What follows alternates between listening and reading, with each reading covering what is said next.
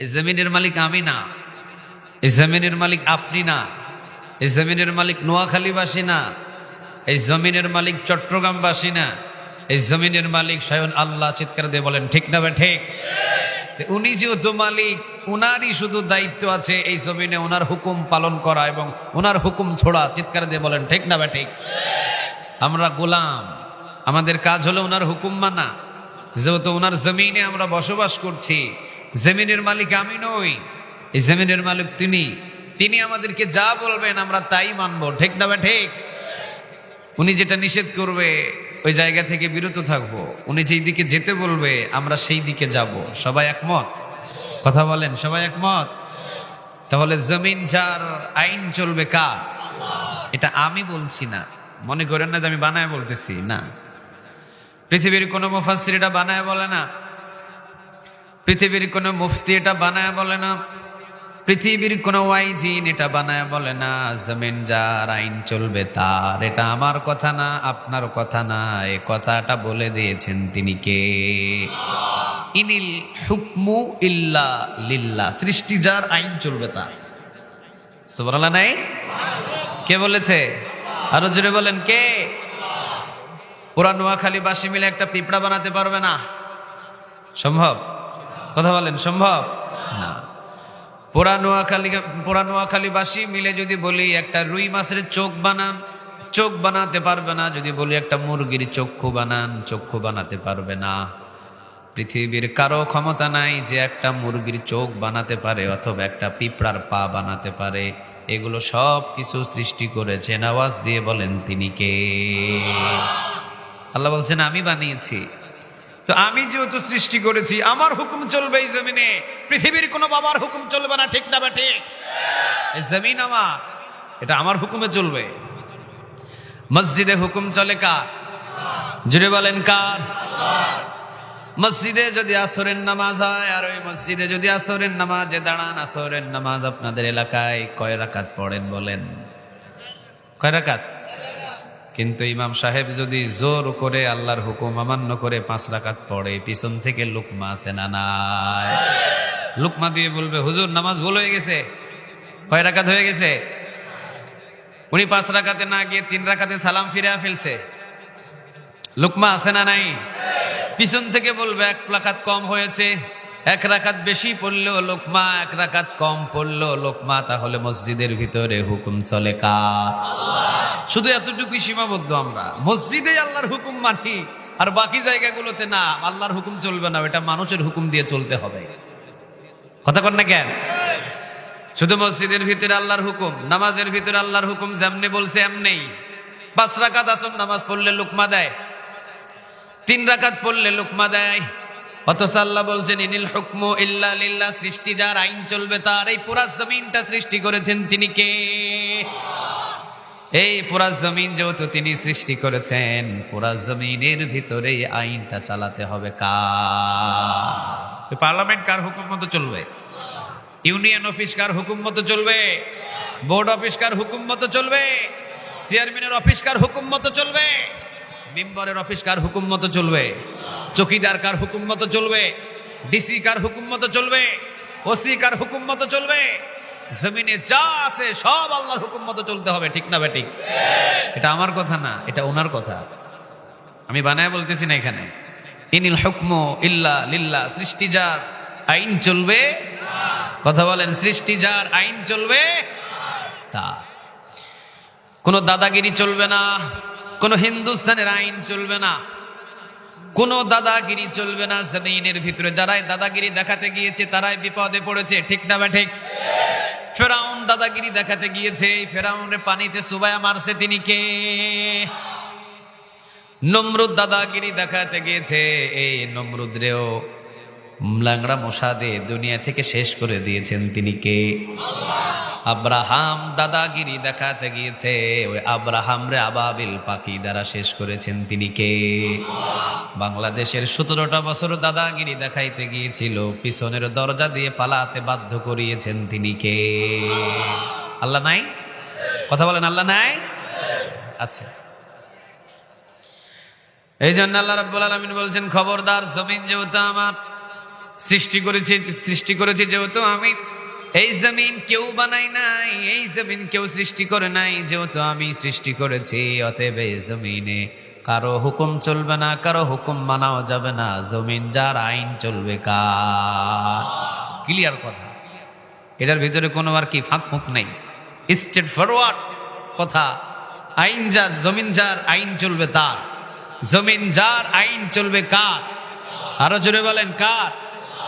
আল্লাহ রাব্বুল আলামিন আরেক জায়গায় বলছেন, তাবারাকাল্লাযী বিয়াদিহিল মুলকু ওয়া হুয়া আলা কুল্লি শাইইন কাদির।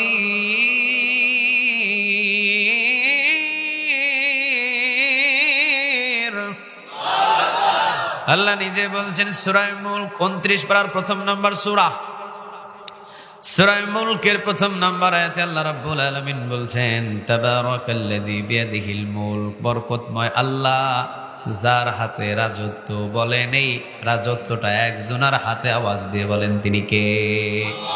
উনি যেদিন ইচ্ছা করবেন ভেঙে দিবেন, ওনার যেদিন পছন্দ হবে না উনি এই রাজত্বটাকে ভেঙে দিবেন, আবার ওনার যেদিন ইচ্ছা হবে উনি এই রাজত্বটাকে টিকিয়ে রাখবেন। ওনার যেদিন ইচ্ছা হবে এই রাজত্বের ভিতরে উনি দৃষ্টি ঢালবেন।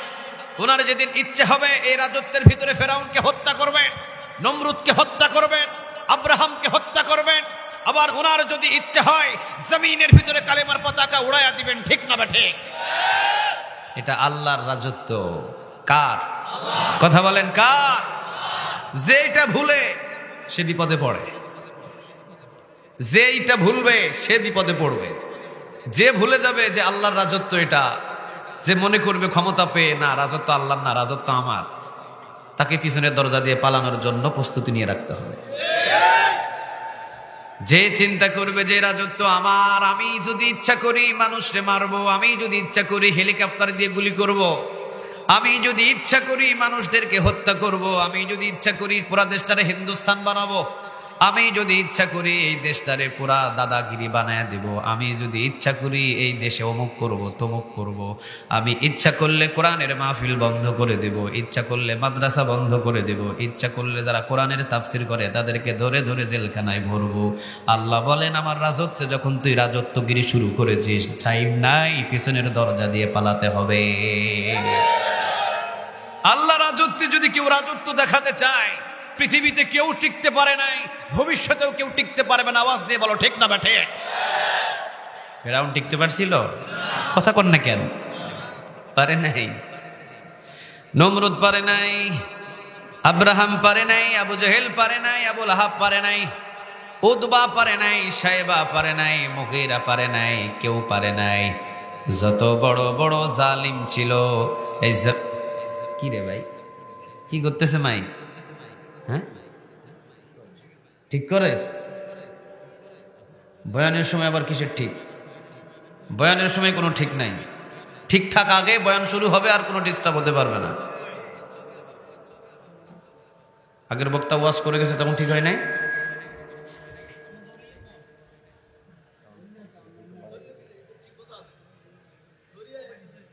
ঠিক ছিল তো, আমি তো আলোচনা করতেছি।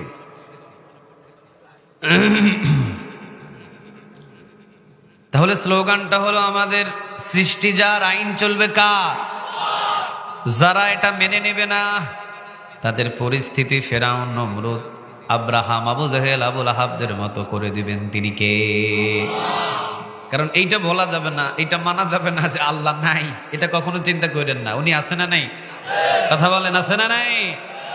আল্লাহু লা ইলাহা ইল্লা হুয়া আল হাইয়ুল কাইয়্যুম লা তাখুযুহু সিনাতুন ওয়া লা নাওম।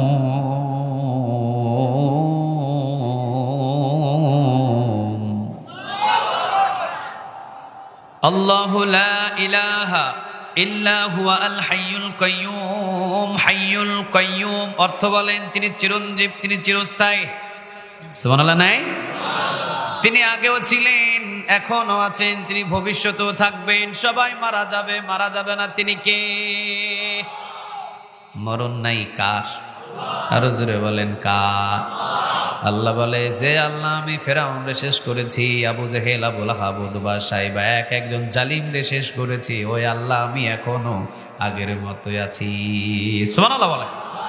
খবরদার, জমিন যেহেতু আমার জমিনে আমার কালিমার দাওয়াত হবে, আমার জমিনে আমার কোরআনের দাওয়াত হবে, আমার জমিনে আমার বান্দারা কোরআন নিয়ে দেশ চালাবে, কোরআনের আন্দোলন হবে, কোরআন সারা পৃথিবীতে ছড়িয়ে পড়বে, কোরআন দিয়ে দেশ চলবে, পার্লামেন্ট চলবে, মিম্বর, ওসি, ডিসি সব চলবে।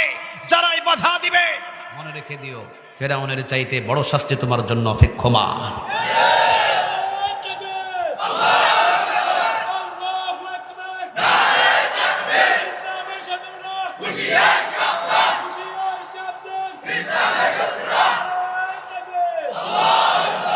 আল্লাহ বলছেন আমি ফেরাউনরে ধ্বংস করেছি বড় জিনিস দিয়ে নয়, ছোট জিনিস দিয়ে। বড় না ছোট? কথা বলেন, বড় না ছোট? ছোট। আপনাদের এলাকায় পানিতে পড়ে পানিতে ডুবে মারা যায় বড় মানুষ না ছোট মানুষ? কথা কন না কেন? বড় না ছোট? বড় মানুষ না ছোট মানুষ? ছোট মানুষ। তো ফেরাউন বড় না ছোট? হে যেটা পানিতে ডুবে মরলো কেমন? ওর তো পানিতে ডুবে মরার কথা না। কথাকে বুঝাইতে পারছি আমি? ওই আল্লাহর জালিয়াতি করছে। মুসা আলাইহিস সালাম ওরে দাওয়াত দিয়েছিল, পড়ে নাও লা ইলাহা ইল্লাল্লাহ। ফেরাউন, এই জমিন তোমার নয়, এই জমিনের মালিক তুমি নয়, এই জমিনের মালিক শুধু আল্লাহ। আল্লাহর হুকুম মতো এই জমিন চলবে, তোমার হুকুম মতো এই জমিন চলতে পারে না। ফেরাউন যখনই বলল তোমার আল্লাহকে আমি দেখে নেব, আল্লাহ বললেন মুসা চিন্তা করো না, আমিও ফেরাউনকে দেখে নেব। ঠিক না বেঠিক?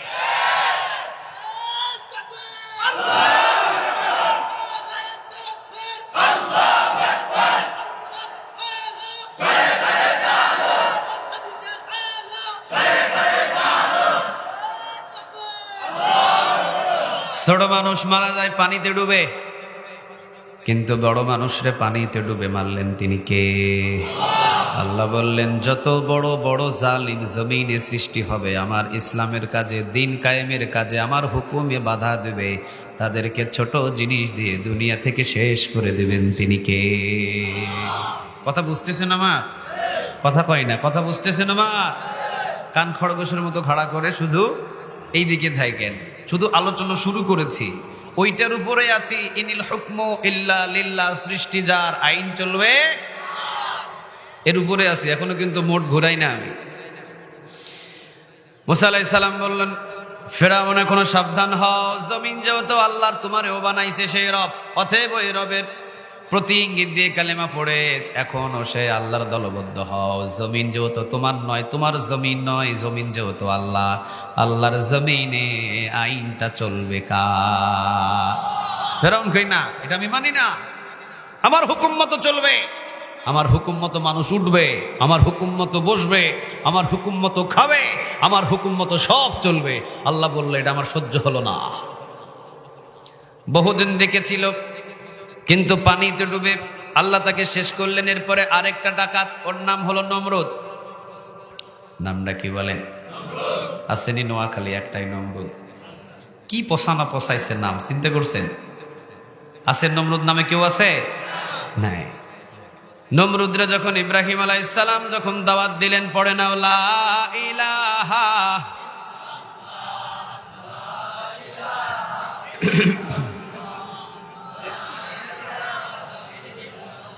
লা ইলাহা মুহাম্মাদুর রাসূলুল্লাহ সাল্লাল্লাহু আলাইহি ওয়াসাল্লাম। নমরুদ বলল না, আমি এটা পড়বো না, আমি দেখে নেব ইব্রাহিম, তোকেও দেখে নেব, তোর আল্লাহকেও দেখে নেব, কই তোর আল্লাহর বাহিনী লইয়া আয়। আল্লাহ বলল ইব্রাহিম চিন্তা করো না, আমার বাহিনী যেতে হবে না, শুধু একটা বাহিনী পাঠাবো। সেটা কি? কথা বলেন, সেটা কি? এত বড় একজন জালিমকে শেষ করার জন্য আল্লাহ কি বাছাই করলেন? ছোট না বড়? কথা বলেন, ছোট না বড়? ছোট একটা মশা আল্লাহ পাঠালেন। সুস্থ ছিল মশাটা? কি ছিল? চিন্তা করেন, এত বিশাল বড় একটা জালিমকে শেষ করে দেওয়ার জন্য জমিন থেকে আল্লাহ ছোট্ট একটা মশা পাঠিয়ে দিলেন। ও কামড়ায় আর জুতা দিয়ে পিডায়, পিডাইলে ভালো লাগে, আর আমাদের পরিস্থিতি পিডাইলে ব্যথা পায়, আর ওরও পিটাইলে ভালো লাগে। চিন্তা করে দেখেন, মাথায় কামড় দিল, কামড় দেয় মগজের ভিতরে, পিটাইতে পিটাইতে চিন্তা করলো যে না, তোদের পিডানিতে আর হবে না, এখন আমার মাথায় আমারে নিজেই পিডাতে হবে। আচ্ছা আপনারা বলেন, নিজের মাথায় যে নিজের জুতা খুলে পিডাই, ওই ডারে আমরা কি বলি? কথা বলেন, কি বলি? আল্লাহ বললেন, বেশি বাড়ি গেছিস না তুই? নিজের মাথায় নিজের জুতা পিডা করাইয়া আমি তোকে পাগল বানায়া দুনিয়াতে শেষ করে দিলাম। চিৎকার দিয়ে পড়েন আল্লাহু আকবার। এটা সেই রব। আব্রাহাম আসলেন হস্তি বাহিনী নিয়ে কাবা ঘর ভাঙার জন্য। আল্লাহ বললেন, কাউরে লাগবে না, কাবা ঘর যার, রক্ষা করবেন কে? কাউরে লাগবে না, দূর হ। আব্দুল মুত্তালিবকে সবাই বলেছিল, ও আব্দুল মুত্তালিব, কাবা ঘর ভাঙার জন্য হস্তি বাহিনী আসছে, কি করবেন? তাড়াতাড়ি অস্ত্র শস্ত্র নিয়ে রেডি হন। আব্দুল মুত্তালিব বলেছিল, কাবা ঘর তো আমার না, কাবা ঘরের মালিক একজন, তিনি কে? ওনার ঘর উনি রক্ষা করবে, এটা নিয়ে কারো টেনশন করার দরকার নাই। সুবহানাল্লাহ বলেন। হস্তি বাহিনীদের শেষ করার জন্য আবাবিল পাখি পাঠালো, বড় না ছোট? আলাম তারা কাইফা ফাআলা রাব্বুকা বিআসহাবিল ফিলি আলাম ইয়াজআল কাইদাহুম ফি تضليل وأرسل عليهم طيرا أبابيل। কথা ডাকা, আবাবিল পাখি পাঠালেন হস্তি বাহিনীদের শেষ করার জন্য। আবাবিল পাখি এলো, হস্তি বাহিনীদের উপরে কঙ্কর নিক্ষেপ করলো, সবগুলো শেষ হয়ে গেল। এখন বলেন, এত বড় বড় হস্তি বাহিনীদের শেষ করার জন্য আল্লাহর যে বাহিনী, বাহিনীটা ছোট না বড়? কথা বলেন, ছোট না বড়? আর মুফাসসিরিনে কেরামদের ব্যাখ্যায় কোন মুফাসসিরিনে কেরামরা বলেন, কখনো কখনো জালিমদের শেষ করার জন্য আল্লাহ পানি ব্যবহার করে, কখনো জালিমদের শেষ করার জন্য আল্লাহ মশা ব্যবহার করে, কখনো জালিমদের শেষ করার জন্য আল্লাহ বাবিল পাখি ব্যবহার করে, কখনো জালিমদের শেষ করার জন্য আল্লাহ রাব্বুল আলামিন ভয় ব্যবহার করে। বাংলাদেশের স্বৈরাচাররে কোনো হস্তি বাহিনী শেষ করার জন্য আবাবিল পাখি পাঠায় নাই, কোনো পানি পাঠায় নাই, কোনো মশা পাঠায় নাই। বাংলাদেশের স্বৈরাচারদের দেশ ত্যাগ করানোর জন্য ভয় পাঠাইছেন তিনি কে? এটা আল্লাহর পক্ষ থেকে। কার পক্ষ থেকে? আরো জোরে বলেন, কার? এমন ভয় আল্লাহ ভিতরে ঢুকাইয়া দিছে, 18 রকমের খাবার রান্না করে না খায়াও পালাতে বাধ্য হয়েছে।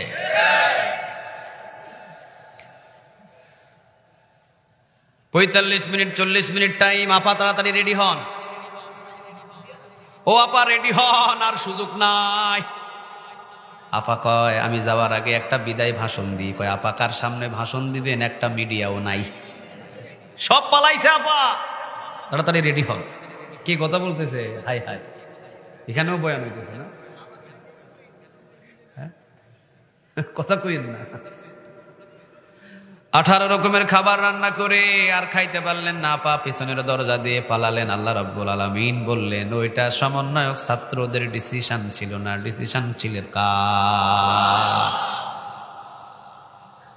আল্লাহ বললেন, পৃথিবীর ভিতরে যারা আমার কোরআনের উপর আঘাত এনেছে, পৃথিবীর ভিতরে যারা আমার নবীদের উপর আঘাত এনেছে, পৃথিবীর ভিতরে যারা আমার আল্লাহ ওয়ালাদের উপর আঘাত এনেছে, পৃথিবীর বুকের ভিতরে আমি তাদেরকে কখনো টিকতে দিই নাই। 17টা বছর পর্যন্ত যতটা নির্যাতন করেছে বাংলার জমিনে নিরপরাধ মানুষের উপরে, আমি আল্লাহ দেখেছি। লা তাখুযুহু সিনাতু ওয়ালা নাওম, আমার ঘুম নাই, আমার তন্দ্রামি নাই। 17 বছর পর আমি এমন ভয় ঢুকিয়ে দিয়েছি, পিছনের দরজা দিয়ে পালাতে বাধ্য হয়েছে।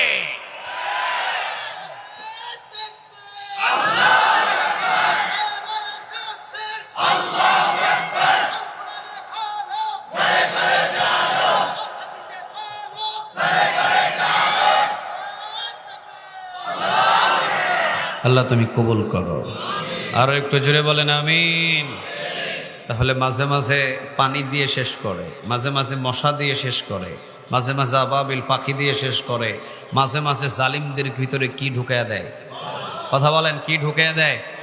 এমন ভয় ঢুকাইয়া দিছে, হুজুর মসজিদের খতিবও পালাইছে। বাইতুল মুকাররমের ইমাম পালাই নাই? কি ভয় ঢুকাইয়া দিলেন চিন্তা করেন। খতিব সাহেব পর্যন্ত পালিয়েছে। খতিব নয়, মসজিদের বহু সভাপতিও পালাইছে। কি ভয় আল্লাহ ঢুকাইয়া দিছে, চিন্তা করতে পারেন? আল্লাহ বলছেন, বাংলাদেশের জনগণ, ছাত্রদের আন্দোলন ছিল শুধুমাত্র পদত্যাগ। পদত্যাগের নিয়ম কি? নিয়ম কি? আপনি দেশ 17 বছর চালাইছেন, আপনার চালানা আর আমাদের পক্ষে সহ্য কথা কন না কেন? হয় না। 17 বছর চালিয়েছেন আর সহ্য হয় না। 17 বছর যা করছেন আর সহ্য হয় না, এবার পদত্যাগ করেন। সমন্বয়ক ছাত্রদের চাহিদা ছিল পদত্যাগ করেন। পদত্যাগের নিয়মটা হলো, বিদায় একটা ভাষণ দিবেন, ভাষণের ভিতরে আপনি লিখিতভাবে বলবেন, 17 বছর আমি দেশের প্রেসিডেন্ট ছিলাম, প্রধানমন্ত্রী ছিলাম, আজ থেকে আমি দেশের একটা জনগণ, আজ থেকে আমি প্রধানমন্ত্রী নই। আল্লাহ বললেন, না রে বোকা, তোদের চাওয়াটা একটু কম হয়েছে। এটা কোনো চাওয়া হইল? এটা কোনো চাওয়া হলো? না না, তোদের চাওয়াটা ঠিক হয় নাই। তোরা সিদ্ধান্ত নিয়েছিস পদত্যাগ, 17টা বছর জালিয়াতি করার পরে তোদের সিদ্ধান্ত হলো পদত্যাগ, আর আমি আল্লাহর সিদ্ধান্ত হলো দেশ ত্যাগ। ঠিক না বেঠি? আমার সিদ্ধান্ত দেশ ত্যাগ, তোদের সিদ্ধান্ত পদত্যাগ, আর আল্লাহর সিদ্ধান্ত দেশ ত্যাগ। কারণ তোরা জানতি না আয়না ঘরে কি হয়েছে, আমি আল্লাহ জানি। সুবহানাল্লাহ নাই? লা তাখুযুহু সিনাতু ওয়ালা নাওম, আল্লাহর ঘুম নাই, তন্দ্রামি নাই। আল্লাহ বলে, রাতের অন্ধকারে কি হয়েছে ওই আয়না ঘরে কেউ জানে না, জানে কে? তোদের সিদ্ধান্ত আমি মেনে নিতে পারলাম না, তোদের সিদ্ধান্ত হলো পদত্যাগ, আর আমি আল্লাহর সিদ্ধান্ত হলো, কথা বলেন, কি ত্যাগ? পসাইছেন কে? ইজ্জত দেন কে? ওয়া তুইজ্জু মা তাশাউ ওয়া তুযিল্লু মা তাশাউ বিয়াদিকাল খায়র ইন্নাকা আলা কুল্লি শাইইন কাদির। কথাটা কার? ইজ্জত আমি দিই, কেউ দেয় না। বেইজ্জত আমি করি, কেউ করে না। ইজ্জত দেওয়ার মালিক কে? আরেকটু জোরে বলেন, কে? বেইজ্জত করার মালিক কে? আহা, 5 বছর আগে আমাদের ডক্টর মিজানুর রহমান আজহারি বাইরে বাংলাদেশ থেকে দৌড়াইয়া দিছিল, দেখেন না আপনারা? দৌড়াইয়া দিছিল উনারে, কয় না উনি থাকতে পারবে না। এই ডক্টর মিজানুর রহমান আজহারি রে 5 বছর পর্যন্ত ঢুকতে দেয় নাই, বাংলার জমিনে ঢুকতে পারে নাই। চিন্তা করে দেখেন, উনি দেশের প্রেসিডেন্টও নয়, উনি প্রধানমন্ত্রীও নয়, উনি কোনো একটা সাধারণ মেম্বারও নয়। ঠিক না বেঠিক? দলীয়ভাবে কোনোভাবে ওনার দায়িত্ব নেওয়া নাই, উনি সাধারণ একজন কার গোলাম? আরো জোরে বলেন, কার? তবে উনি একটা কোরআনের আলেম, কোরআনের প্রচারক। জায়গায় জায়গায় উনি কোরআন থেকে প্রচার করেন, জায়গায় জায়গায় উনি কোরআন থেকে কথা বলেন, জায়গায় জায়গায় উনি মানুষদেরকে কোরআনের কথা পৌঁছিয়ে দেন। এতটুকুই শুধু দোষ, এছাড়া বাড়তি কোনো দোষ, কথা বলেন, বাড়তি কোনো দোষ নাই। 5 বছর ঢুকতে দেওয়া হয় নাই। 5 বছর পর উনি যখন ঢুকলেন, পেকুয়াতে নিয়ামতুল্লাহ নিজামী নামের এক ভাই, ওর বাবার রুহের মাগফিরাতের জন্য একটা মাহফিলের আঞ্জাম দিয়েছে। চিৎকার দিয়ে বলেন আল্লাহু আকবার। এমন সন্তান জন্ম দেওয়া দরকার, যেই সন্তানটা বাবা মরে যাওয়ার পরেও সন্তান আজীবন মনে রাখে। ঠিক না বে ঠিক? ওর কথাটা শুনে আমার হৃদয়ের ভিতরে রক্তক্ষরণ হয়েছে।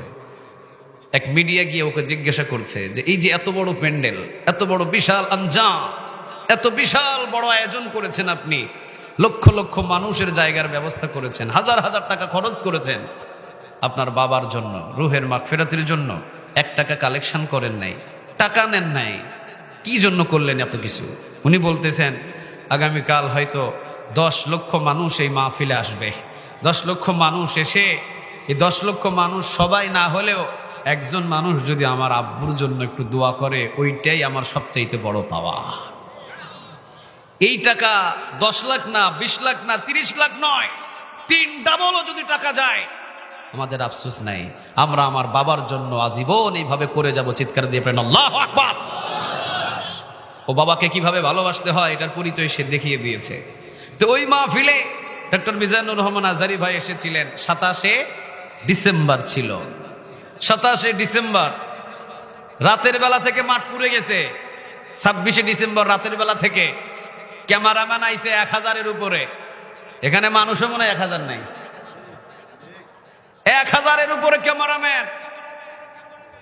12 লক্ষ সিম কার্ড ঢুকেছে ওই এলাকায়, 12 লক্ষ। নেটওয়ার্ক কাজ করে না, 12 লক্ষ সিম কার্ড ঢুকছে। শুধু 12 লক্ষ যদি সিম কার্ড ঢুকে, মানুষ কত ঢুকছে চিন্তা করেন। চিন্তা করলো 15 থেকে 20 লক্ষ মানুষ জমায়েত হয়েছে এলাকায়। আচ্ছা বলেন তো দেখি, একজন মানুষকে দেখার জন্য যেখানে 15 লক্ষ মানুষ জমায়েত হয়, এই সম্মানটা দিয়েছেন তিনি কে? এই মর্যাদা দিয়েছেন তিনি কে? হাজারি সাহেব কি কাউরে বিরিয়ানি খাওয়াইছে?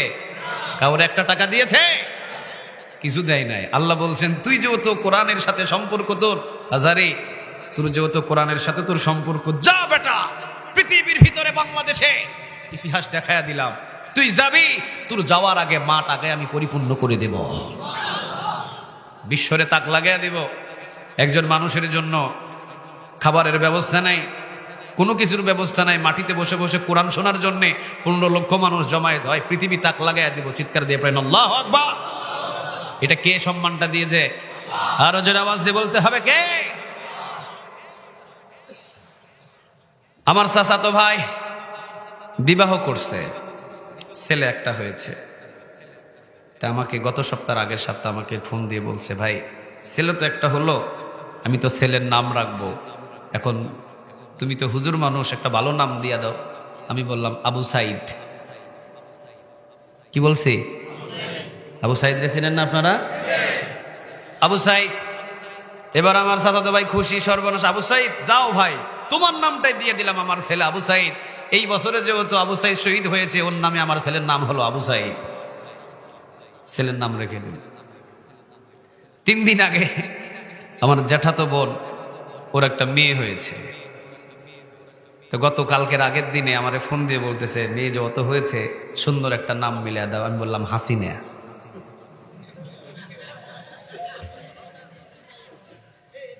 সবচাইতে পরিচিত ভাইরাল নাম হাসিনা। কয় ভাই তোর কাছে জীবনে কোনোদিন নামের জন্য আর ফোনই দিব না। আমি বললাম অসুবিধা কোথায়, এত সুন্দর নাম। কয় ওই নাম তো মেয়ের ডাকবো না, বরং আমার আত্মীয় স্বজনের ভিতরে যদি কারো ওই নাম হয় তাকে দাওয়াতও দিব না। চিন্তা করে দেখেন, আবু সাইদ মরার পরেও জীবিত, ঠিক না ভাই? ঠিক। আর আমাদের প্রধানমন্ত্রী এমন কিছু করলেন, জীবিত থাকার পরেও মৃত। সাধারণ পাবলিকও যার নামটা পর্যন্ত কখনো স্মরণ করে, নামটা পর্যন্ত পছন্দ করে, নামটা যে রাখবে এইটাও পছন্দ করে না। কি কইলি তুই আমার, এইটা ফোন রাখ। এই জন্য ইজ্জত দেওয়ার মালিককে, বেইজ্জত দেওয়ার মালিককে। আল্লাহ বললেন 17টা বছর পর্যন্ত তুমি যে কত জালিয়াতি করেছো, কত অন্যায় করেছো, কত আলেম ওলামাদেরকে নিরপরাধ ভাবে কারাগারে বন্দী রেখেছো, কত আলেম ওলামাদের গলার ভিতরে ফাঁসির রশি লাগিয়েছো, কত কোরআনের মাহফিল 144 দ্বারা বন্ধ করেছো, কত যুবকদেরকে কত টেবিলে টেবিলে ঘুরিয়েছো, ঠিক না ঠিক? কোরআনের মাহফিল দিবে, ওখানে অনুমতি, ওখানে অনুমতি, ওখানে অনুমতি, ওখানে অনুমতি। পরিস্থিতি দেখেন না আপনারা? কথা কন না কেন? দেখেন নাই? এখন কি অনুমতি লাগে? কথা বলেন, অনুমতি লাগে? নাই, অনুমতি লাগে না। কিন্তু ওই সময় কোরআনের মাহফিল, চিন্তা করছেন আল্লাহর জমিনে আল্লাহর কোরআনের কথা হবে, সেখানে নাকি অনুমতি দিবে। কে অনুমতি দিবে? হিন্দুস্তানের দালাল, এক একজন বেনামাজি, এক একজন নাস্তিক। আওয়াজ দিয়ে বলেন ঠিক না বা ঠিক?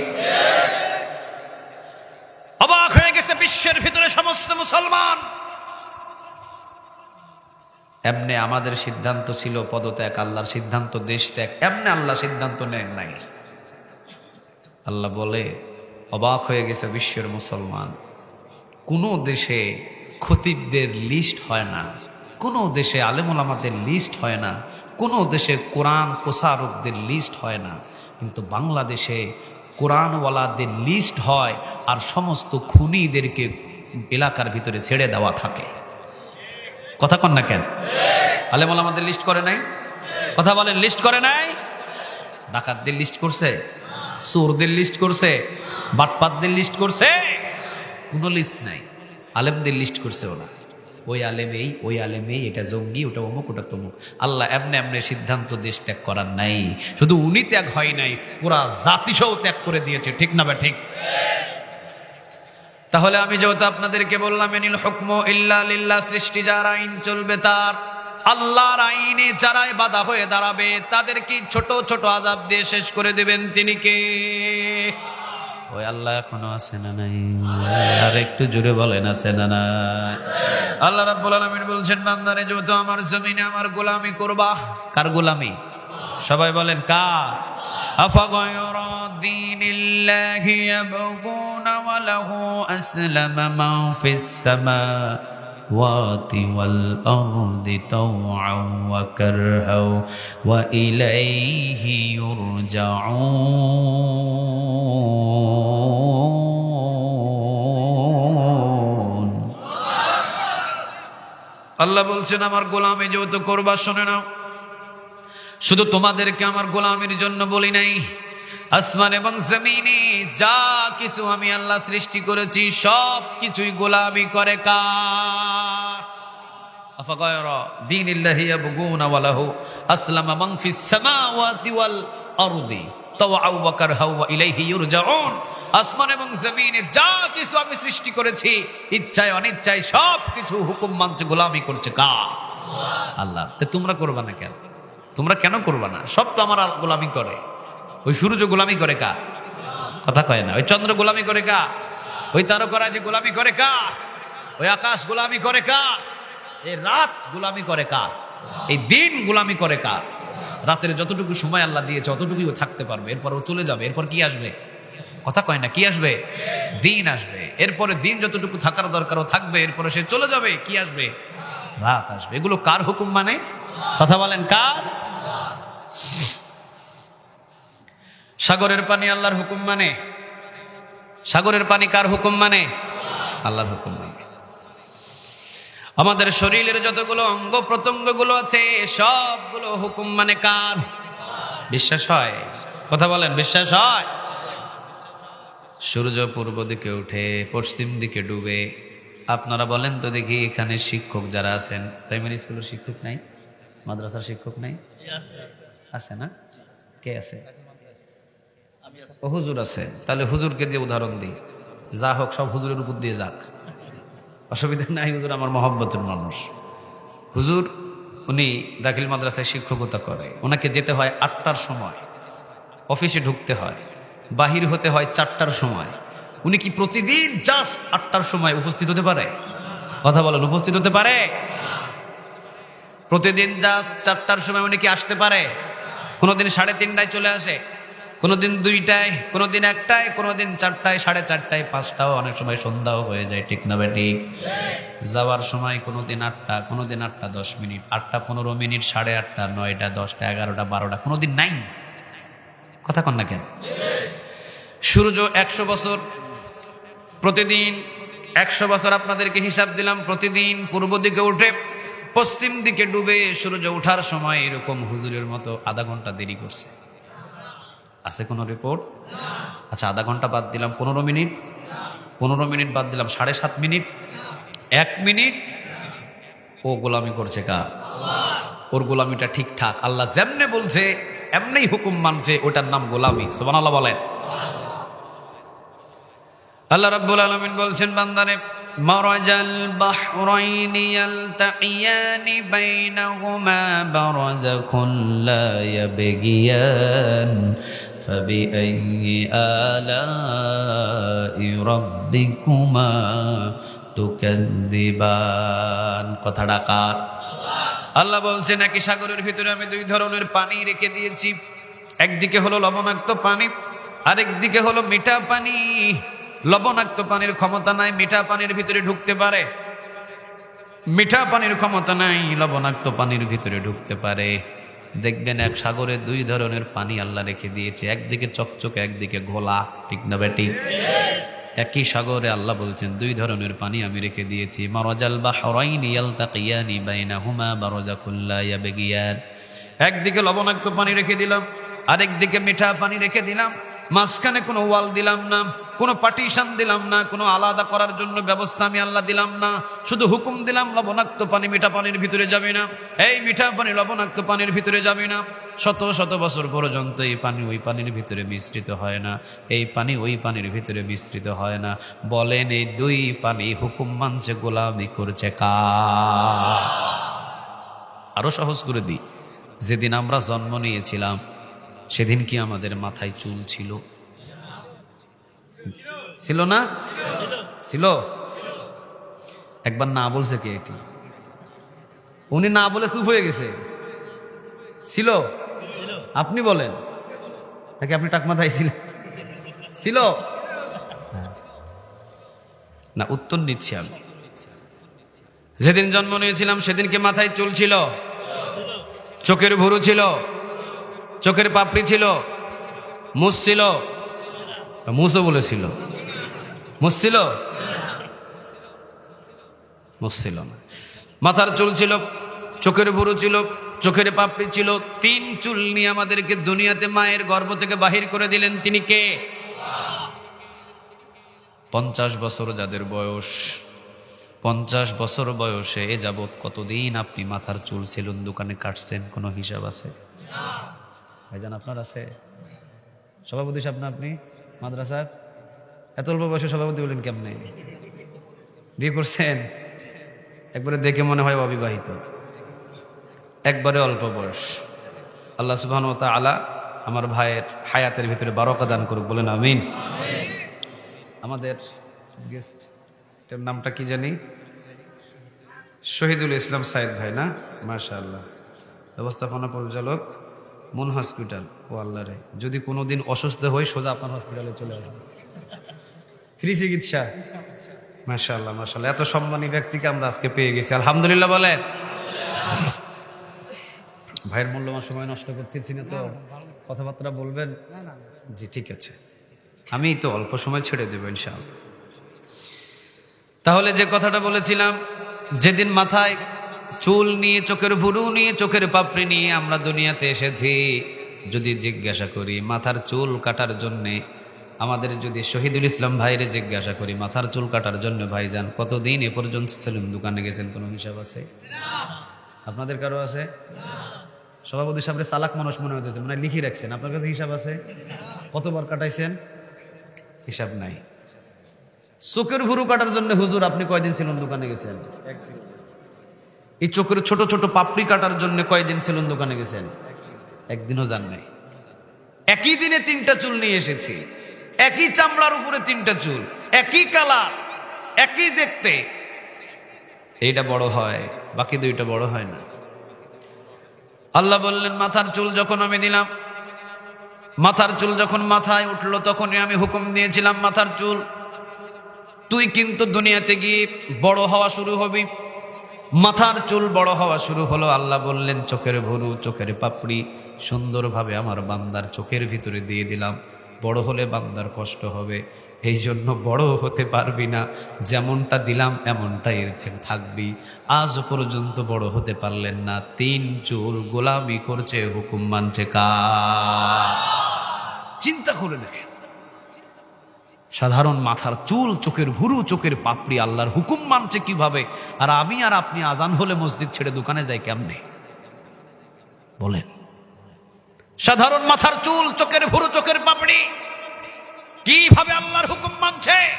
আর আল্লাহ বলছেন এই জমিনের রাজত্ব যেহেতু আমার, আমার রাজত্বে আমার হুকুম চলবে, আমার কোরআন দিয়ে তোমরা শাসন ব্যবস্থা করো। অনেকে বলছে এটা নাকি জঙ্গির শাসন। কত বড় সাহস হলো আপনার! আল্লাহর গোলামি বাদ দিয়ে আপনি বান্দার পিছনে ঘুরতেছেন।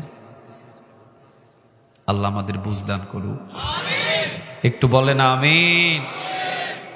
আসমান এবং জমিনের ভিতরে যা কিছু আছে সবকিছু যেহেতু আল্লাহর গোলামি করে, সূর্য আল্লাহর গোলামি করে, চন্দ্র আল্লাহর গোলামি করে, ওই সাগর আল্লাহর গোলামি করে, সাগরের পানিও আল্লাহর গোলামি করে, আমাদের এমনকি মাথার চুল, চোখের ভুরু, চোখের পাপড়ি আল্লাহর গোলামি করে।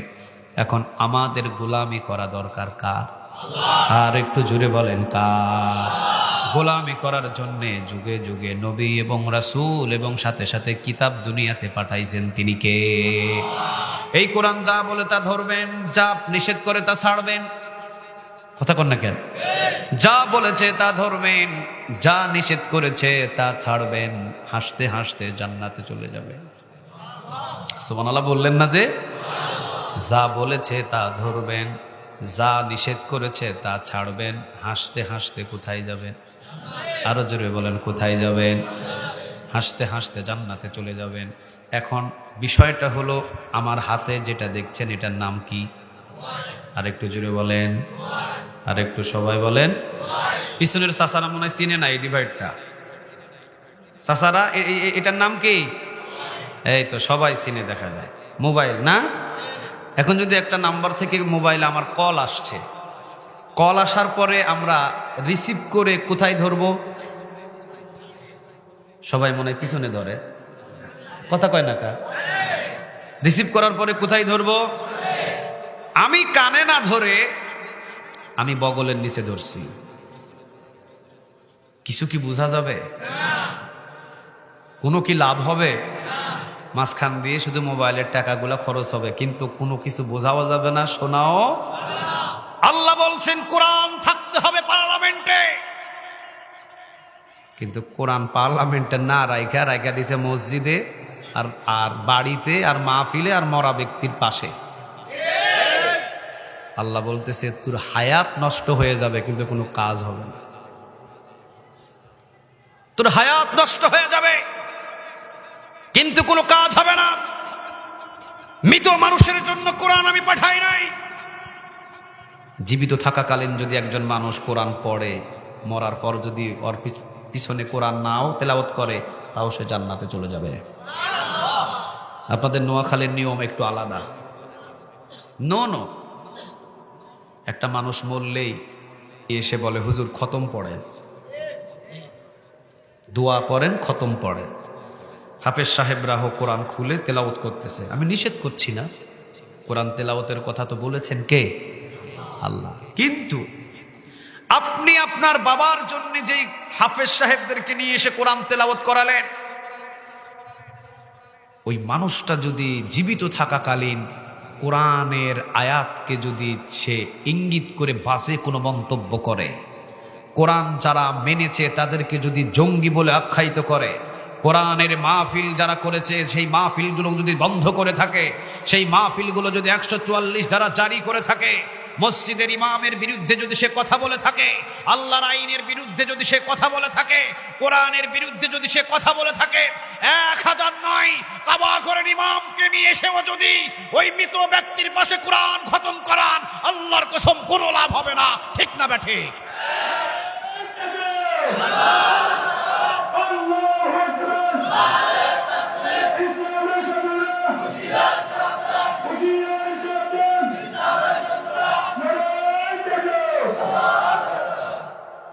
আপনার বাবার দরকার ছিল জীবিত থাকতে কোরআন মানা, ঠিক না ঠিক? ও জীবিত থাকতে কোরআন তো মানেই নাই, যারা কোরআন মানছে ওদেরকে ধরে ধরে পিটাইছে। ও জীবিত থাকতে কোরআন তো মানেই নাই, কোরআনের আন্দোলন যারা করেছে ওদেরকে জঙ্গি বলে গালি দিয়েছে। জীবিত থাকতে কোরআন তো মানেই নাই, কোরআন যারা মেনেছে তাদের কলার চেপে ধরেছে, মাহফিল বন্ধ করে দিয়েছে। ওই মানুষটা মরে যাওয়ার পরে 1000 হাফেজ সাহেব নিয়েও যদি কোরআন খতম করান, ওয়াল্লাহি কোনো লাভ হবে না। কারণ এই কোরআনটা জীবিত মানুষের জন্য আল্লাহ দিয়েছিলেন, মৃত মানুষদের জন্য নয়। ঠিক না বে ঠিক? তুমি জীবিত মানুষ, এই কোরআন দেখে দেখে তুমি পথ চলবা, কোরআনের পক্ষে চলবা, কোরআন তোমাকে জান্নাতের পথ দেখিয়ে দিবে। মরার পরে নি তুমি আইছো। হ্যাঁ, এই জন্য আমাদের গ্রামগঞ্জের আমার বাপ দাদারা বলতো, সুজা হইলি হইলি, মরার পর 3 বান্দা দিয়া সুজা হলি। সুজা হওয়ার দরকার ছিল জীবিত থাকতে, মরার পর 3 বান্দা দিয়া কাফনের উপরে সুজা হয়া কোনো লাভ? কথা বলেন, কোনো লাভ? এই জন্য মৃত ব্যক্তির পাশে কোরআন তেলাওয়াত করেন, আমি নিষেধ করছি না। যাক, এটা আপনাদের কিভাবে নোয়াখালীর হুজুরটা ফতোয়া বাইর করছেন জানি না। কিন্তু আপনারা মৃত ব্যক্তির পাশে তেলাওয়াত করেন, আমার নিষেধ নাই, কিন্তু ওই যে মানুষটার পাশে তেলাওয়াত করলেন, ও যদি এই কোরআন 16 আনা মেনে দুনিয়াতে জীবন করতেন, ওয়াল্লাহি কেউ যদি তার কবরের পাশে নাও আসে, রাসূল বলেন 70,000 ফেরেশতা দিয়ে প্রতিদিন তার কবরটা আল্লাহ জিয়ারত করাবে। কোনো মানুষের দরকার নাই। কোরআনের পক্ষে আন্দোলন করতে গিয়ে হানজালা শহীদ হয়েছে, কোরআনের পক্ষে আন্দোলন করতে গিয়ে মুআজ ইবনে জাবাল শহীদ হয়েছে। রাসূল বলছেন আমি পা রাখবো যে পা রাখার জায়গা নাই, এত ফেরেশতা জানাজার নামাজে হাজির হয়েছে। আপনি যদি কোরআনটা মেনে যদি জমিনের ভিতরে আপনি যদি চলেন, কোরআনের আন্দোলন যদি করেন, কোরআনের জন্য যদি ফাঁসির কাস্টে ঝোলেন, কোরআনের জন্য যদি 13 বছর জেলখানায় থাকেন, কোরআনের জন্য যদি আপনাকে দেশ ছাড়া লাগে, কোরআনের জন্য যদি এলাকা ছাড়া লাগে, এই কোরআন বলছে কোনো খতমের দরকার নাই, তুমি মরবা আর আমি কোরআন তোমার মাথার পাশে তোমাকে সাহায্য করে বিনা হিসাবে জান্নাতে নিয়ে যাব। আর রাসূল বলছেন কোরআন যারা মেনে অন্ধকার কবরে যাবে, আত্মীয় স্বজন যদি নাও কবর জিয়ারত করে, আল্লাহ প্রতিদিন 70,000 ফেরেশতা দিয়ে তার কবরটা দেখাশোনা জিয়ারতের ব্যবস্থা করে দেবে। তাহলে কোরআন মরার পর যদি হাফেজ সাহেবদেরকে নিয়ে এসে তেলাওয়াত কোরআন খতম পড়ান, আর ও যদি জীবিত থাকতে কোরআন না মানে, কোনো লাভ হবে? কথা বলেন, কোনো লাভ হবে? এই জন্য কোরআনটা কি জীবিত মানুষদের জন্য না মৃত মানুষের জন্য? কথা বলেন, জীবিত না মৃত? তাহলে কোরআনটা রাখতে হবে পার্লামেন্টে। কথা কি বুঝতেছেন? মোবাইল যেমন রিসিভ করার পরে কানে ধরতে হবে, কানে যদি না ধরে বগলে ধরেন যেমন কোনো লাভ হবে না। কোরআন রাখতে হবে পার্লামেন্টে। পার্লামেন্টে যদি কোরআন না নিয়ে যান, কোনো দিন বাংলার মানুষ শান্তি পাবে? আরে জোরে বলেন, শান্তি পাবে? যে কেউ ক্ষমতায় বসুক, আমার অসুবিধা নাই, ক্ষমতায় যে কেউ বসতে পারে, কারণ ক্ষমতাটা আল্লাহ রাব্বুল আলামিন কাকে দিবেন না দিবেন এটা বাংলাদেশের মানুষের ডিসিশন না। ক্ষমতাটা আল্লাহ রাব্বুল আলামিন নিজেই দেন, কাকে দিবেন কিভাবে দিবেন এটা ভালো জানেন তিনি কে। কুলিল্লাহুম্মা মালিকাল, পড়েন, কুলিল্লাহুম্মা মালিকাল মুলকি তুতিল মুলকা মা তাশাউ ওয়া তানজিউল মুলকা মিম্মা তাশাউ ওয়া তুইজ্জু মা তাশাউ ওয়া তুযিল্লু মা তাশাউ বিয়াদিকাল খায়র ইন্নাকা আলা কুল্লি শাইইন কাদির। কথাটা কার? আল্লাহ বলছেন ক্ষমতা আমি দিই, আবার আমি ক্ষমতা থেকে নামাই। এখন আমি চেয়ারের উপরে বসা, একটু পরে যখন খাজা মোহাম্মদ অলিউল্লাহ সাহেব এখানে চলে আসবেন, তখন আমি যদি ঘাট তেড়ামি করে বসে থাকি, ধাক্কা দিয়ে আমাকে নামায়া দিয়া ওনার জন্য চেয়ারটা রেডি করে দিবেন, ঠিক না বে ঠিক? আল্লাহ বলছেন ক্ষমতাটা আমি দিই, চেয়ারে আমি বসাই, যখন আমার প্রয়োজন হয় আমি আবার ধাক্কা দিয়ে কিন্তু আবার তোমাকে চেয়ার থেকে নামায়া দিব, ঠিক বসাবো আমি, আবার ধাক্কা দিয়ে নামাবেন তিনি কে? আল্লাহ রাব্বুল আলামিন এই জন্য বলছেন বসানোর মালিক আমি, আবার ক্ষমতা থেকে নামানোর মালিক পৃথিবীর কেউ নয়, নামানোর মালিক একজন, তিনি কে? যেহেতু আল্লাহ রাব্বুল আলামিন ক্ষমতা দেন, আল্লাহ রাব্বুল আলামিন ক্ষমতা থেকে নামান, অতএব যেই ক্ষমতায় যাক আমার অসুবিধা নাই। কথাটা হলো দেশ চলবে কার হুকুম দিয়ে? আরো জোরে বলেন, কার? জমিন চালানোর জন্য কোরআনটাকে জমিনে নাজিল করেছেন তিনি কে? মোবাইল যেমন রিসিভ করার পরে বগলে ধরলে লাভ হবে না, কোরআন শুধু মসজিদে মসজিদে মাদ্রাসায় মাদ্রাসায় রেখে দিলেই হক আদায় হবে না। কোরআন পার্লামেন্টে নিয়ে গিয়ে পুরা দেশে কোরআনের আইন দিয়ে ভরপুর করতে হবে, ঠিক না বে ঠিক? কারা কারা রাজি? লিল্লাহে তাকবীর, লিল্লাহে তাকবীর, নারে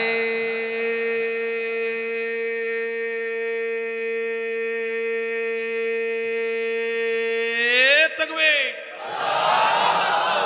আল্লাহ আমাদের হাতগুলোকে তুমি কবুল করো।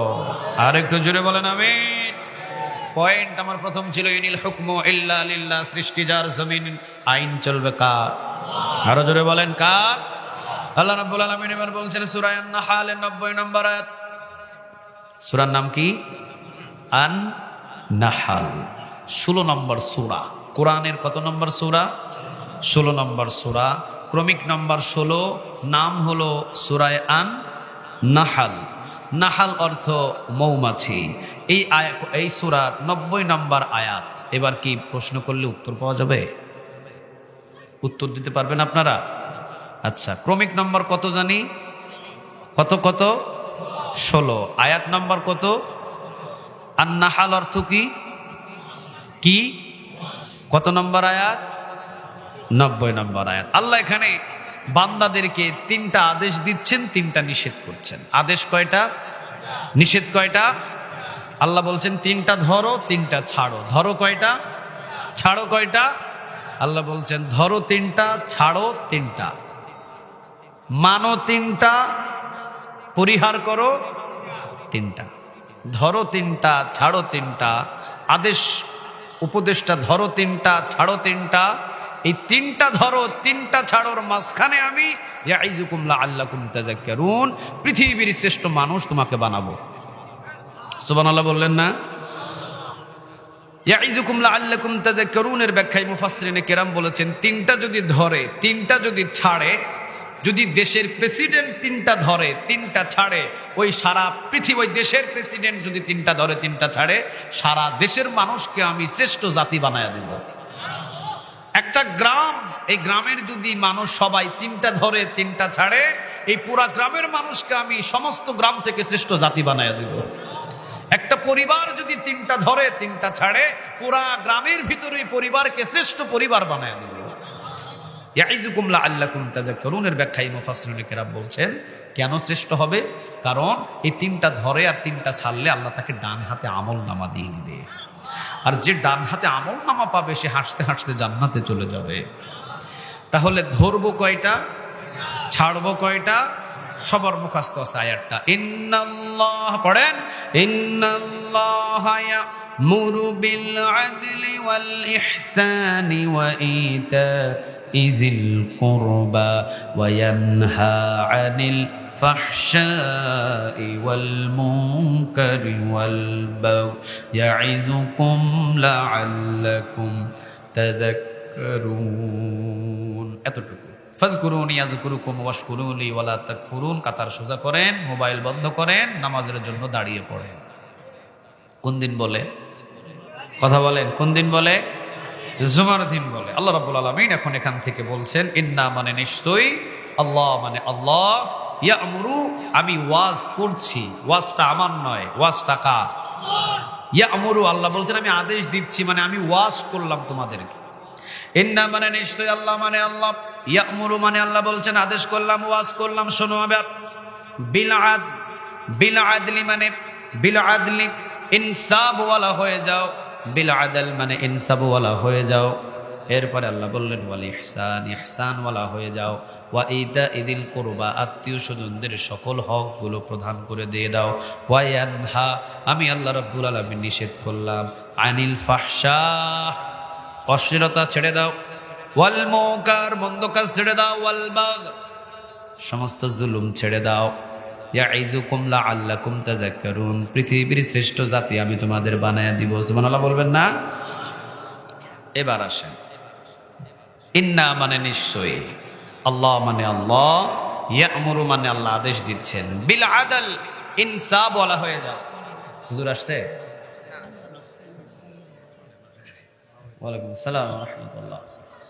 আলহামদুলিল্লাহ ভালো আছি। জি বসেন। আমি যেহেতু 2টা পয়েন্টে আজকে কথা আলোচনা শুরু করেছি, এক পয়েন্ট ছিল আমার ইনিল হুকমু ইল্লা লিল্লাহ, সৃষ্টির যার আইন চলবে কার? আল্লাহ। আরেকটা পয়েন্ট আমি নিয়েছিলাম, সৃষ্টি যেহেতু যার, আইন চলবে যেহেতু তার, আমরা মানুষ গোলামি করব কার? আল্লাহর। এটারও একটু প্রমাণ দিলাম। এরপরে আমরা এসেছি গোলামিটা কিভাবে হবে, এই গোলামির পরিচয়টা আল্লাহ সূরা আন-নাহলের 90 নম্বর একটা আয়াত খুলেছি। 3টা আদেশ গোলামি করব, আর 3টা নিষেধ গোলামি ছেড়ে দিব। রাজি আছেন তো সবাই? 3টা ধরবো, 3টা, কথা বলেন, 3টা ছাড়বো। তার ভিতরে প্রথমটা কি? বিল আদল, ইনসাফ ওয়ালা হয়ে যাব। আল্লাহ রাব্বুল আলামিন বলেন ইনসাফ ওয়ালা হয়ে যাও। কারে বলে ইনসাফ? ওই দেশের ভিতরে যদি প্রেসিডেন্ট প্রধানমন্ত্রী যদি ইনসাফওয়ালা হয়, ওই দেশের পুরা জাতির শ্রেষ্ঠ জাতি বানায় দিবেন তিনি কে? আবু বকর সিদ্দিক রাদিয়াল্লাহু তাআলা আনহুর ভিতরে ইনসাফ ছিল বেশি না কম? আরো একটু জোরে বলেন, বেশি না কম? কোন আবু বকর? কোন আবু বকর? যিনি রাসূলের ইন্তেকালের পরে হলেন প্রেসিডেন্ট, বিশ্বনবীর ইন্তেকালের পরে যিনি হলেন প্রেসিডেন্ট, যিনি হলেন প্রধানমন্ত্রী, আবু বকর সিদ্দিক রাদিয়াল্লাহু তাআলা আনহু। তিনি 2 থেকে 2.5 বছর পর্যন্ত তিনি প্রধানমন্ত্রী ছিলেন। 2 থেকে 2.5 বছর তিনি দেশটা পরিচালনা করেছে। নিজের বিবি একদিন বললেন, আবু বকর আপনি প্রেসিডেন্ট মানুষ, আপনি একটু আমারে হালুয়া খাওয়ান, এরপরে পায়েস খাওয়ান। বুঝতেছেন কথা? পায়েস চিনেন না আপনারা? কি দিয়ে বানায়? হ্যাঁ হ্যাঁ, দুধ, সুজি, আতপ চাল দিয়ে বানায় না? কিশমিশ দেয় না? আপনি যে পায়েস বলছেন এটা খাওয়া যায় না, এটা নরমাল পায়েস। পায়েসের ভিতরে থাকে কিশমিশ, পায়েসের ভিতরে থাকে দুধ, পায়েসের ভিতরে থাকে আতপ চাল অথবা যে কোনো ধরনের একটা ভালো দামি চাল, এরপরে চিনি গুড় দিয়ে বিভিন্ন রকমের আইটেম দিয়ে নোয়াখালীবাসী আইটেম সুন্দর করে পায়েস বানায়। খান নাই আপনারা? আবু বকর সিদ্দিক রাদিয়াল্লাহু তাআলা আনহুর বিবি বললেন, আমার একটু পায়েস খাওয়ান। দীর্ঘদিন ভালো মন্দ যা খায় আর না খায়, অন্তত একটা দিন আমারে পায়েস খাওয়ান। কি খাওয়ান? আবু বকর সিদ্দিক রাদিয়াল্লাহু তাআলা আনহু তিনি প্রেসিডেন্ট মানুষ, প্রধানমন্ত্রী মানুষ। উনি কি বলে শোনেন। উনি বললেন, বিবিরে ওই এলাকায় আমি এখনো খাবার পৌঁছাতে পারি নাই, ওই এলাকায় আমি এখনো কৃতদাসদেরকে আজাদ করতে পারি নাই, ওই এলাকায় আমি এখনো পর্যন্ত মানুষদের দাঁড়ে দাঁড়ে কোনো চাল, কোনো ডাল, কোনো কিছু পৌঁছাতে পারি নাই, ওই এলাকায় আমি খেজুর বাগানের ব্যবস্থা করে দিতে পারি নাই, ওই এলাকায় আমি মিষ্টি পানির কূপ খুঁড়ে দিতে পারি নাই।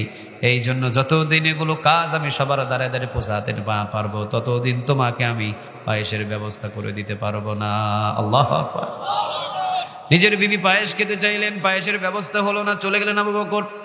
1 মাস পরে পায়েসের একটা বাটি নিয়ে 1 মাস পরে আবু বকর সিদ্দিক রাদিয়াল্লাহু তাআলা আনহুর বিবি বললেন, এই যে নেন পায়েস খান। কি খান? আবু বকর সিদ্দিক রাদিয়াল্লাহু তাআলা আনহু বললেন, পায়েসটা পাইলা কই? বিবি বললেন, পায়েসটা পেয়েছি, একটু হিকমত খাটিয়েছি। কি হিকমত রে বিবি, একটু শোনাও। রেশনের প্রতিদিন যেই চাল পাঠানো হয়, ইলিপের চাল, রেশনের চাল, যেখান থেকে প্রতিদিন আপনার বাড়িতে চাল দিয়ে যায়, ওই চালের বাসি থেকে বাটি থেকে 1 মুষ্টি করে চাল সরিয়ে রেখেছি। 30 দিনে 30 মুঠি চাল আমি সরিয়ে রেখেছি। 30 মুঠি চাল একত্রিত করে 1 মাসের চাল 2.5 থেকে 3 কেজি হয়েছে। বাজারে বিক্রি করে একটু আতপ চাল, একটু চিনি, এরপরে একটু খাওয়া অথবা একটু কিশমিশ, দুধ কিনে এনে পায়েস রান্না করেছি। আবু বকর বলছেন, বিবি রে পায়েসটা রেখে দাও, আমি একটু আসি। চলে গেলেন রেশনের চাল যেখান থেকে বন্টন হয় সেখানে। ডাক দিয়ে কর্মচারীকে বলছেন, আগামীকাল থেকে আমার বাড়িতে 1 মুষ্টি চাল তুমি কম পাঠায়ো। সুবহানাল্লাহ বলবেন না? 1 মুঠি চাল তুমি কম পাঠায়ো। কর্মচারী বলে, কেন 1 মুঠি চাল কম পাঠাবো? কি কারণে 1 মুঠি চাল কম পাঠাবো? সাথে সাথে কর্মচারীর প্রশ্নের উত্তর আবু বকর বলছেন, শোনো, এ যাবৎ 1 মুঠি চাল ছাড়াও আমার পরিবার ফ্যামিলিটা চালাতে পারে। 1 মুঠি চাল ছাড়াও যে আমার পরিবার চালাতে পারে, এই 1 মুঠি চাল যদি আমি আমার ঘরের কাছে বেশি করে নিয়ে নিই, জালিমদের কাতারে আমি আবু বকরকে কিয়ামতের ময়দানে দাঁড় করায়া দিতে পারেন তিনি কে? কারে বলে ইনসাফ, কারে বলে আদল? সুবহানাল্লাহ বলবেন না? প্রতিটা নেতার ভিতরে যদি এমন আদল তৈরি হতো, পুরা বাংলার জমিনটা জান্নাতের বাগান হয়ে যেত। ঠিক না ঠিক?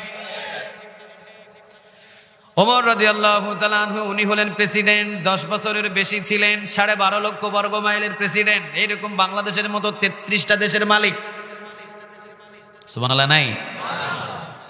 56,000 বর্গ মাইলের বাংলাদেশের প্রধানমন্ত্রী হয়ে গরমে বাঁচা যায় না।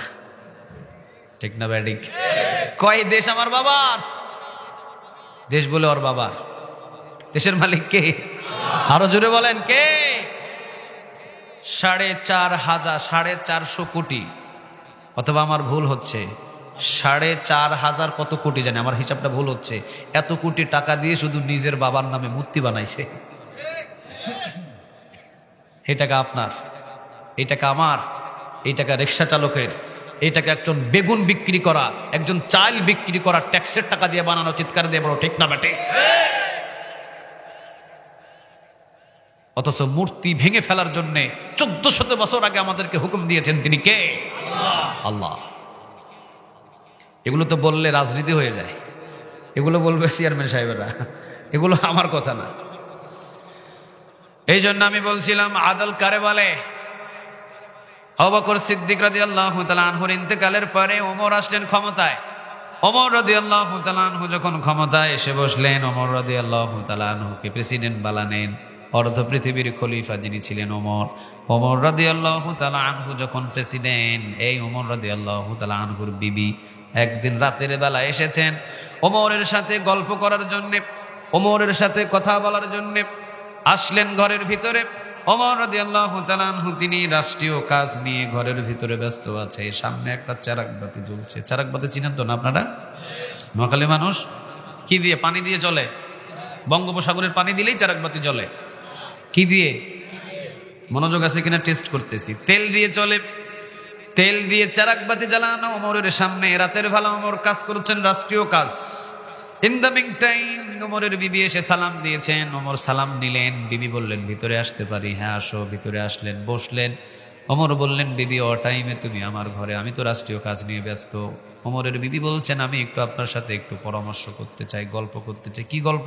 আমি আমার ফ্যামিলি, আমার পারিবারিক একান্ত প্রয়োজনীয় গল্প করব। ফু দিয়ে সামনে চারাকবাতিটা নিভিয়ে দিছে ওমর। বলো। বিবি বললেন এটা কেমন বেয়াদবি? আসলাম আমি ঘরে, আমাকে দেখে আপনি বাতিটা কেন নিভিয়ে দিলেন? এটাতে তো আপনি আমাকে কষ্ট দিলেন। ওমর বলছেন প্রাণীর বিবিরে কষ্ট পেও না। 12.5 লক্ষ বর্গ মাইলের জনগণের টাকা দিয়ে এই তেল কিনা। এই তেল যদি আমি তোমার ব্যক্তিগত গল্প শোনার জন্য জ্বালাই, কিয়ামতের ময়দানে যদি 12.5 লক্ষ বর্গ মাইলের সকল জনগণ দাঁড়িয়ে গিয়ে বলে ওমর তেলের হিসাব দাও, আমি ওমর কিয়ামতের ময়দানে কোনো হিসাব দেওয়া সম্ভব? কথা বলেন সম্ভব?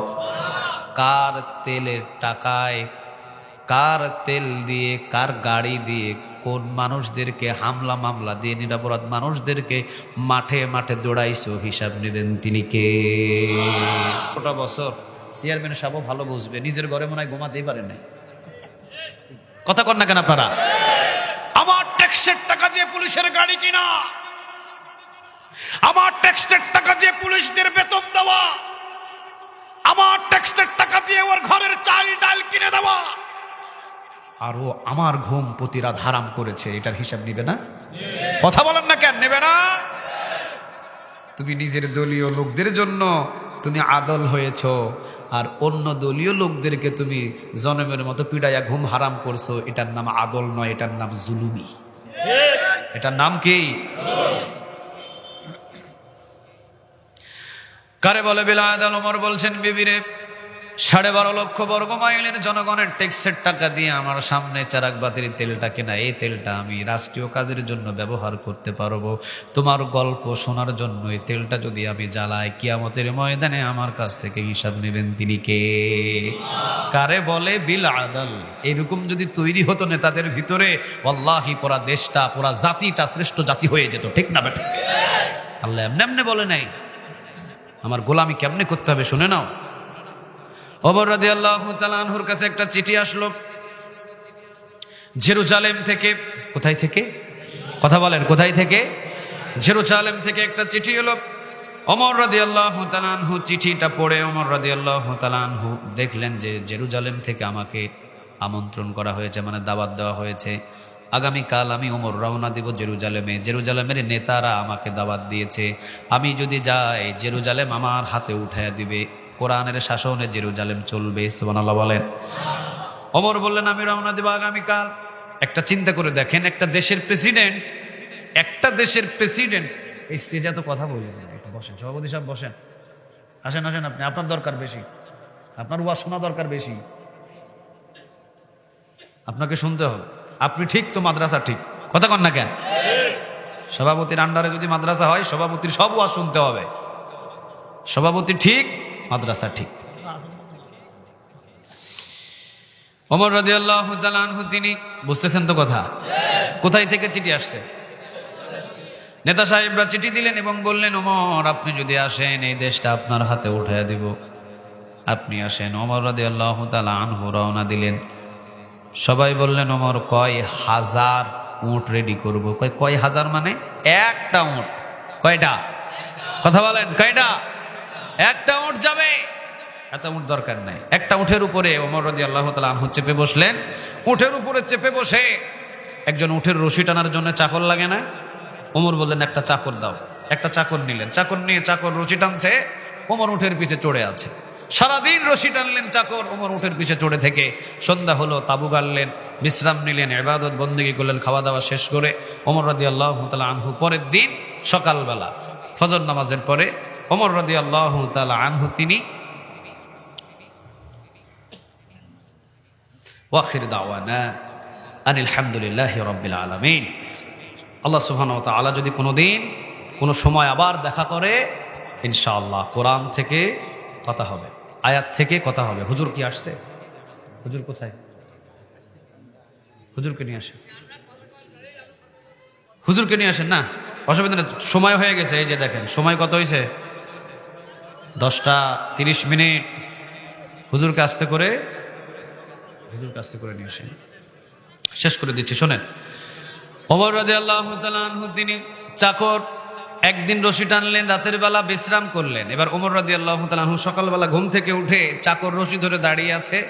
ওমর চাকরের হাত থেকে উটের রশি ধরে চাকরকে বলতেছে, তুই উটের পিঠে আজকে উঠবি, আমি ওমর আজকে সারাদিন রশি টানবো। সুবহানাল্লাহ বললেন না?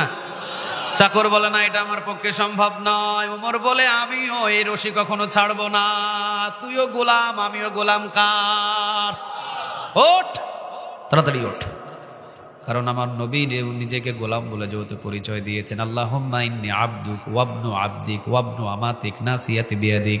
আবার নবী যেহেতু বলেছেন, ও আল্লাহ আমি আপনার গোলাম, তাহলে আমি ওমর তো গোলামের চাইতো আরো জঘন্য, ঠিক না বে ঠিক? ওঠ ওঠ। এবার চাকরের উঠের পিঠে উঠায়া অর্ধ পৃথিবীর খলিফা রশি ধরে টানতেছে।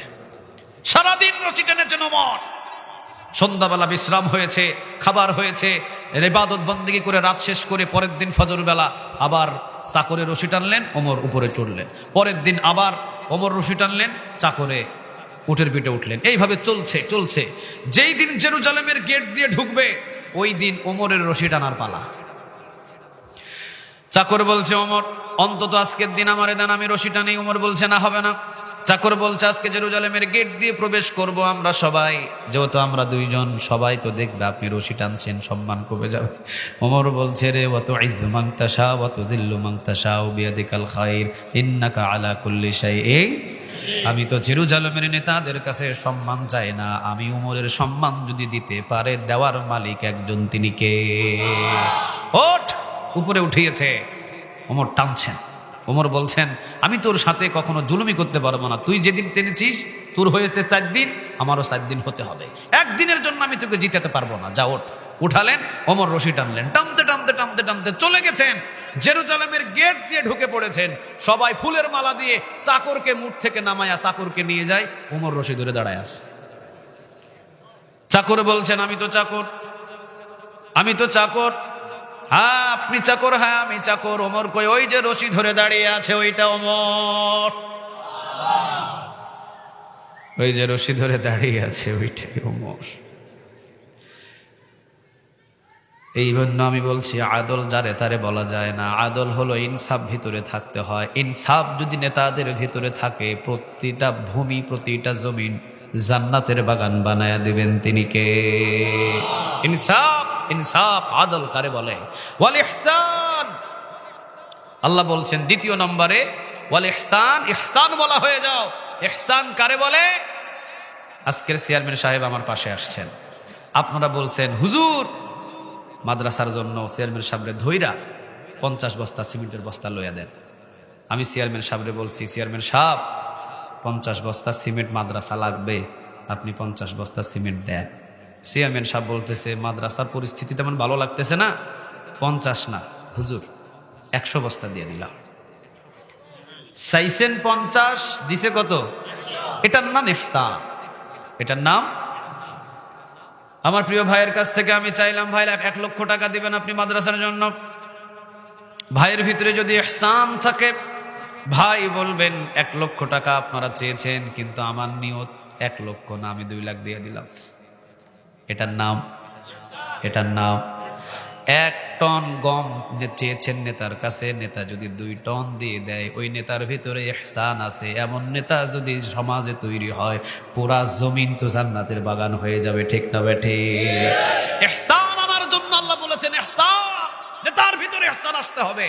তবে আল্লাহ হুকুম দিয়েছেন, ওয়াকাদা রাব্বুকা আল্লা তা'বুদু ইল্লা ইয়াহু ওয়া বিল ওয়ালিদাইনি ইহসানা। আল্লাহ এখন হুকুম দিচ্ছেন, ফরজ হয়ে গেছে, পিতামাতার প্রতি ইহসানের হক আদায় করতে হবে। কথা বুঝতেছেন? কিভাবে হক আদায় করবেন ইহসান?